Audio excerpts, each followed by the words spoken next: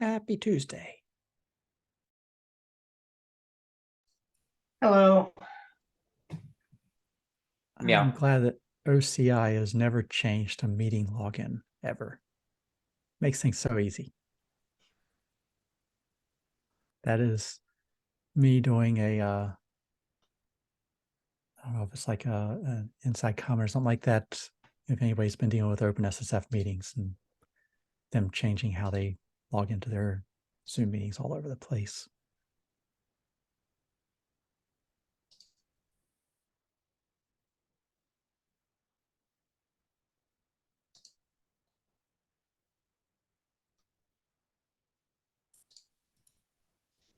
That does sound annoying. People keep logging into the wrong ones. No one knows where to go. It's chaos.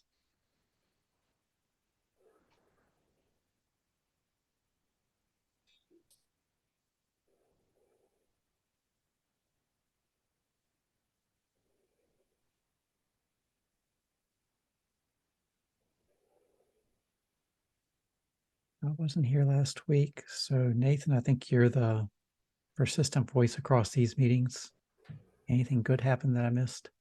It was really brief last week. We didn't have a lot of stuff to share. So.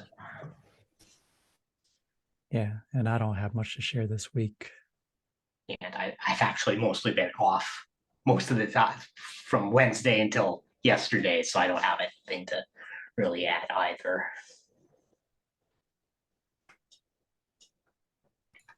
I'm mostly just fly on the wall because I'm getting ready to implement authentication for my registry. So just curious mostly. If you have any questions, feel free to throw them at us. Not sure we'll be able to answer, but you can ask.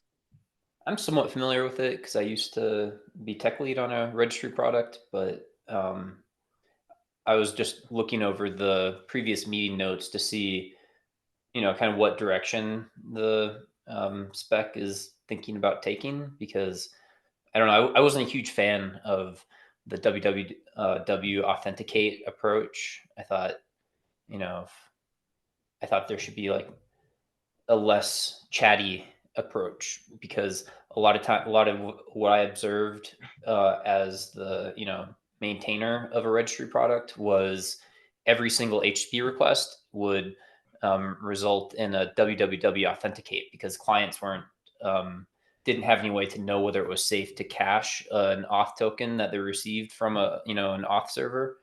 Some clients cache them anyways, which ended up being a problem because it's kind of undefined behavior. But yeah, if it were well-defined behavior, then it would be, and if that behavior were propagated throughout the registry client ecosystem, you could end up with less chatty approach to authentication.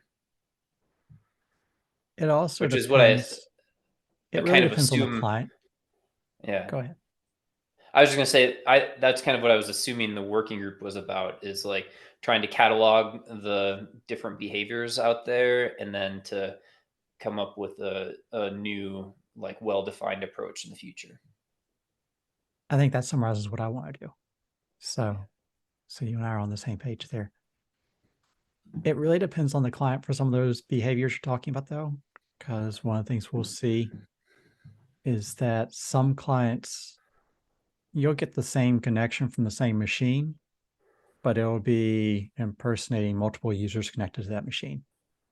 And so for any one session to pull an image, it doesn't know if it was using those same credentials or not from the last time it was talking to you. And so it just forgets them every single time because the user connections are dropping and reconnecting constantly to the server.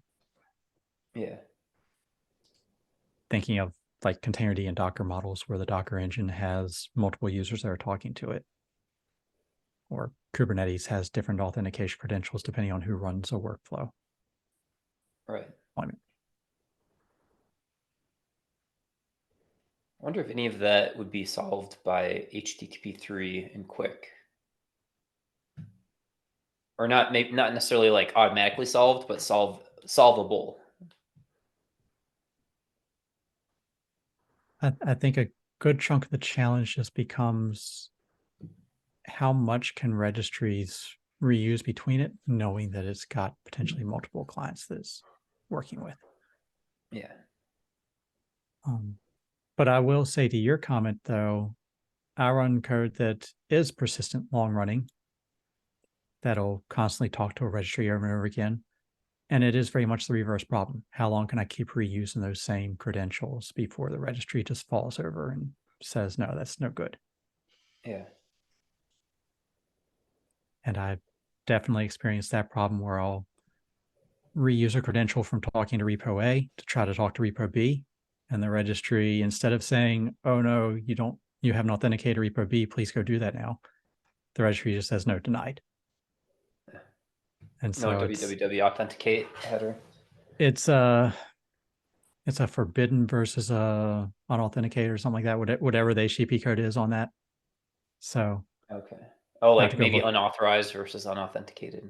It's like 401 versus 403. I have to go look them up, something like that. Yeah. But whatever the response code is that comes back, it's just a flat out, you're forbidden. You're not allowed to do that. And it's like, well, you should have told me. And the challenge we discussed here a few times has been that traditionally, when you go do that authentication to the token server and ask it to give me access to repo A, B, C, and D, if you only have access to A and B, it doesn't put anything in that return token for C and D.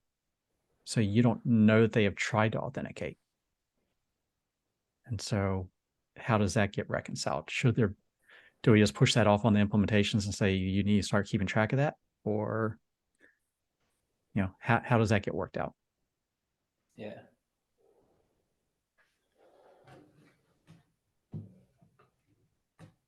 So we have no agenda today. We do have a handful of people that have been around a fair bit. So does anybody have topics you want to discuss today, or is this going to be another quick meeting?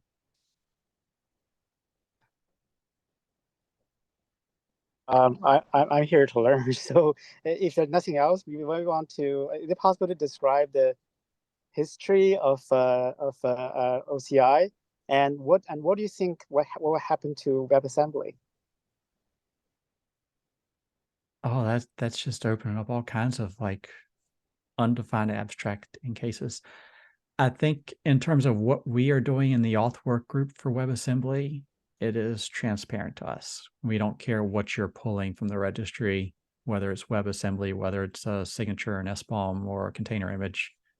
It's all just content addressable stores in a registry, and the registry is just saying, please go authenticate over here. So I think that problem is somewhat solved. In terms of history of OCI, that would take longer than the 1 hour. But what specifically are you looking for? Go ahead. How about I know OCI is all about standard API, right? So I'm not sure you're aware of, there is another initiative called AEP. It's a standardization or improvement of API. How is that going to be kind of related to this OCI?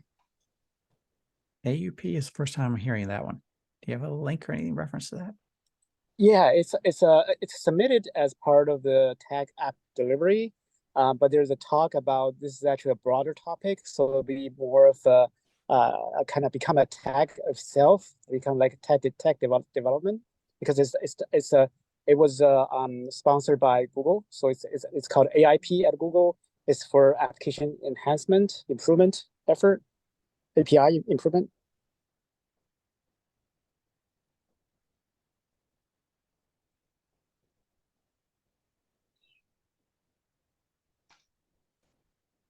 I'm assuming you're talking to CNCF project?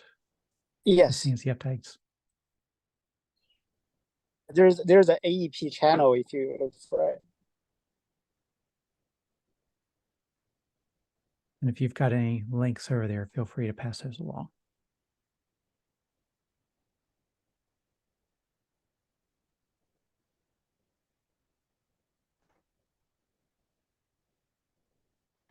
The reason I'm bringing it up is that I know OCI is all about standardization. Yeah, that is also about API standardization. So I just wonder if there any synergy or anything related at all. in terms of what we've been doing, standardizing a lot of the work here, a good chunk of our focus so far in this working group, we haven't gotten very far yet. It's still very early stages for us, has been to see how much of this we can push off to the original RFCs. So Wayne, when you started saying the HTTP authenticate header, I got a little nervous because we very much depend on the upstream RFCs for how they define that. And so implementing specific implementations, you know, there's room to move there, but I wouldn't want to completely get rid of the header because that's an upstream RFC that it's nice to reuse whatever's already out there for that. So to answer your question, Victor, in terms of what standards we're working with, any upstream HTTP RFC, that's a good starting point for us. Okay. And then from there, it's, you know, wherever we find a good standard to work on. If we can avoid reinventing it ourselves, it's nice to avoid reinventing stuff.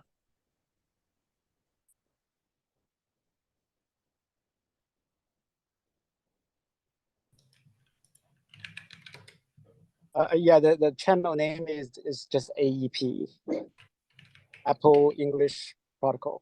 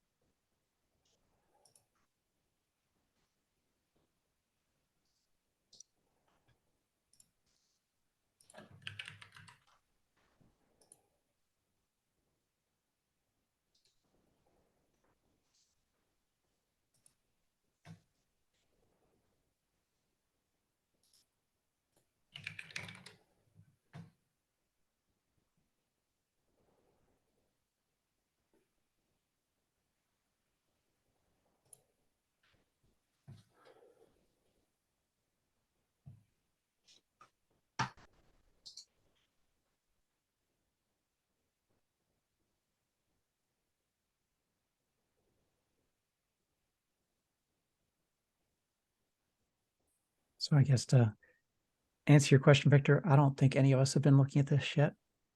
So it's worth taking the time to look at. Do you have anything from that you've seen that you think might be useful for us specifically to focus on right now? Like I said, I'm a newbie to a lot of things as I joined a lot of places. So I learned a lot here about standardization. So yeah, there is also about standardization. So that's the only thing I know at this point. Yeah, I'll definitely have more questions when I attend more sessions, both sessions.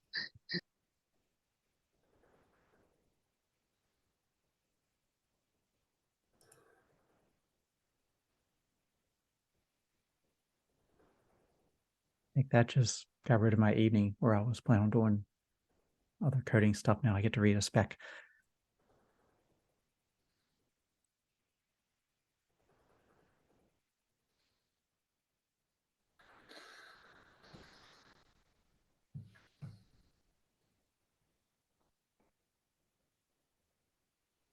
Any other question for today? I know we have a few new faces here. And like I say, we're getting off to a little bit of a slow start. I think a lot of us are just scattered in terms of time constraints, pulling different directions lately. I believe the goal coming up here as time goes on, we did at least a workflow on what the Docker/Moby workflow looks like, much to the horror of some people, but I think it's also the workflow that's used by a lot of tools that were copying Docker in the past as well. So even though Docker is transitioning over to Containerd for pulling images, that this workflow is still very active out in the field. And I know that we took an action item for Nathan, you're going to work on Containerd at some point.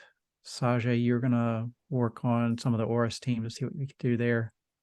And then I was going to work on Reg client to get a definition for that one. Are we all still working through those as we have time? That's my plan. Cool.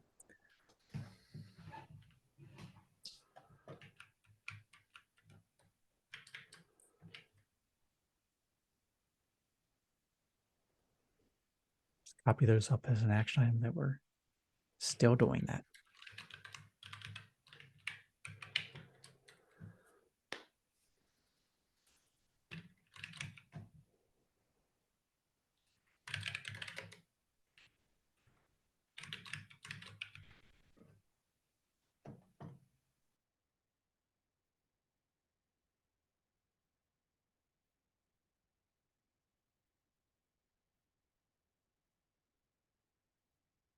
Yeah, don't worry about it, Sajay.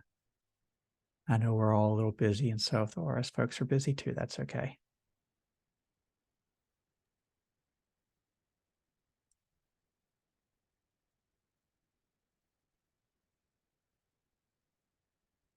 All right.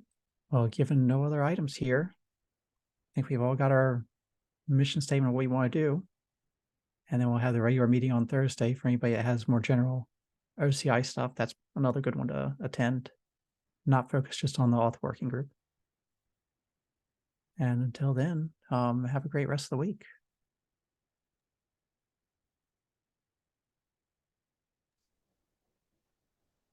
Thanks. Thank you.